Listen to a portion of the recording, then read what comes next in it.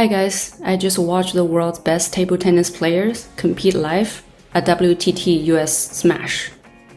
But I didn't go there just to watch incredible games. I went there with one goal, to figure out what actually separates them from someone like me, a USATT 1500 club player. And I found three things. Those three things that completely changed how I'm going to focus on in practice from now on. And if you are a club player like me, I think they will help you too.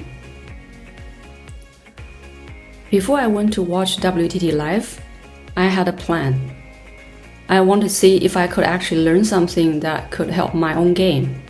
So I gave myself a few things to focus on. The pro's footwork, not the big flashy movements, but all the small adjustment steps between every single shot. Second, how they handle the third ball attack. When do they go for it and how do they set it up? And third, I wanted to pay close attention to the women's matches. I had a feeling there was a lot I could learn about placement, spin, and point construction. So, did I actually find what I was looking for?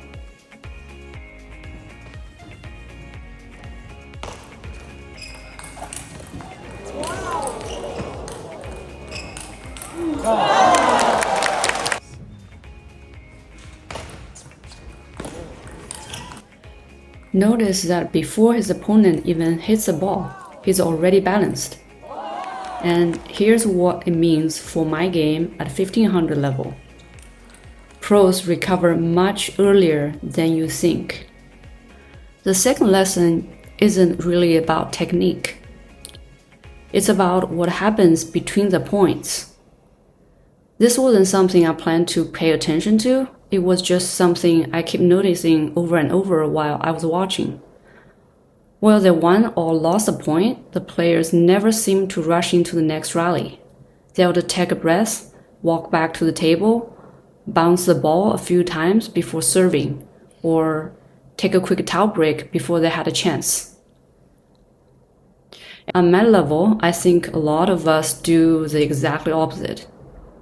When we lose the easy point, we get frustrated. We want to win it back right away, so we rush the next serve. Or after missing an easy shot, we're still thinking about that mistake while the next point has already started. Watching the pros remind me that every point is a completely new point. You can't change the last one, but you can control how you start the next one. Honestly, this might be the easiest lesson from today that I can apply immediately.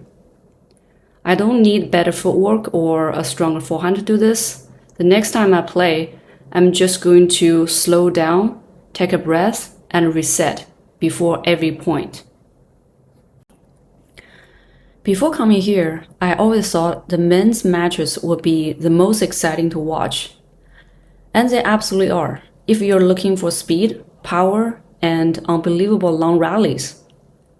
But after watching both today, I realized I actually learned more from the women's matches. Not because I am a female player, but because at my level, the women's game is actually easier to study because the rallies are built more around spin, placement, consistency, and reading your opponent, not just overwhelming speed and power. I found myself paying much more attention to how they construct points, how they move their opponents around the table, and how patiently they wait for the right ball to attack.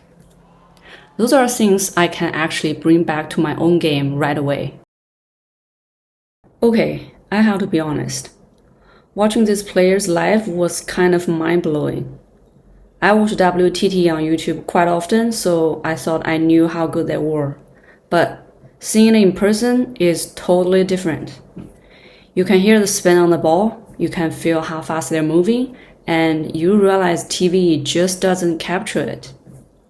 I came here thinking I'd learn a few new techniques. Instead, I left with a completely different standard for what good table tennis looks like. Last week, AI showed me what I was doing wrong. And today, the pros show me what right actually looks like.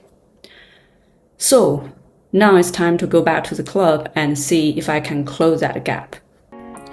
If you missed my last video, I used Gemini AI to analyze my own match footage, and it gave me specific drills to fix my forehand loop.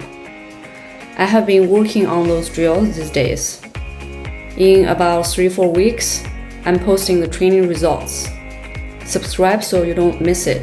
And if you have ever watched Pro Table Tennis Live, or if you agree that more women should be playing this sport, tell me in the comments. I read all of them.